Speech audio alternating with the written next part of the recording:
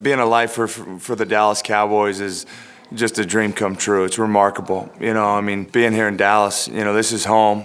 Jason Witten, tight end for the Dallas Cowboys.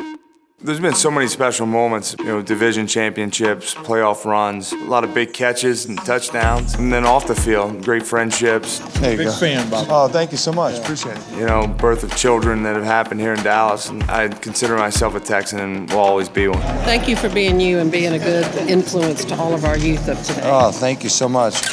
So, what's it been like to be a Cowboy for all your life, for your career? Yeah, I was 20 years old when I got drafted to the Cowboys. It seemed like you had USA, America, and then it was like Texas, you know what I mean? It's like, there's just this presence to it, The lights are bright here in Dallas, and you have to embrace that. This is the greatest sports franchise in the world. Then to have the eye-opening and awakening experience of playing for Parcells early on, that, this isn't, some fantasy world you're living in. This is pro football. You mentioned being drafted by Parcells, who is a tough love coach.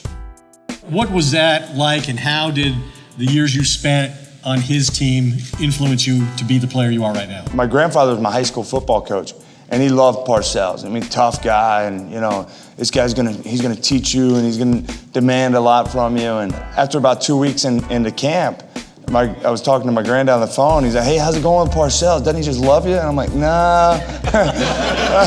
I don't think he loves me. And for the first month, he just would say, "Witten, you're a ball in high grass. You know what that is? You're just lost, son. You're lost." But he did. He had tough love, and fortunate enough, I was tough enough that he wasn't going to break me. And from that point, just really kind of kicked off my career. Curious, what was it like playing for your grandfather? He was tough. He was a disciplinarian. But more than anything else, he would just say, "Hey, Jason, man, tough game, but you know what? They're not any better than you, man." Like, he would constantly building me up.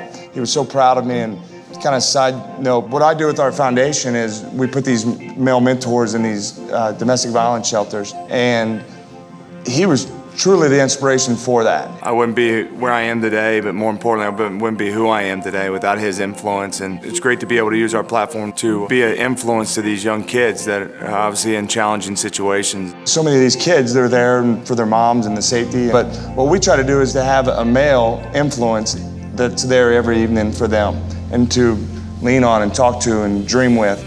There's a college award now in your name for a college football player. How was that created, and what's going to qualify the winner for this award? Yeah, I was honored when they brought it to me to put my name on that. And I don't know how familiar you guys are with the Walter Payton Man of the Year, but it's basically just exemplary play along with leadership and courage off the field. There's so many young, great athletes out there that are doing it the right way, and we want to recognize that.